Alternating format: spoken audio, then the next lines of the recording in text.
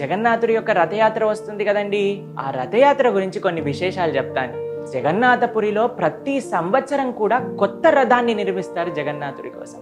అక్షయ తృతీయ రోజు ప్రారంభమవుతుందండి ఈ రథ నిర్మాణ పనులన్నీ కూడా. మీకు ఒక విషయం తెలుసా అండి, ఈ క్షేత్రంలో సాక్షాత్తుగా మూలవర్లే రథం పైన మనకి దర్శనమిస్తారనమాట.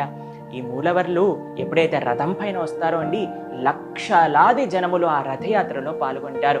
మీకు జగన్నాథుడి యొక్క రథం పేరు తెలుసా అండి? జగన్నాథుడి యొక్క రథం నందిఘోషం, బలభద్రుడి యొక్క రథం తాళధ్వజం, సుభద్ర మహారాణి యొక్క రథం దేవదలన. ఈ రథంలో అండి జగన్నాథుడు తన యొక్క సొంత ఇచ్ఛతో వెళ్తారండి. ఎవ్వరు ఎంత ప్రయత్నించినా ఆయన ముందుకెళ్లరు. మనకి శ్రీ చైతన్య చరితామృతంలో చెప్తారు, మహాప్రభువు ఎప్పుడైతే జగన్నాథుడు ముందుకు వస్తారో అప్పుడే రథం కదిలేదనమాట. కృష్ణుడు ఎప్పుడు కూడా కృష్ణ భక్తుల వెనకనే ఉంటారు. హరే కృష్ణ.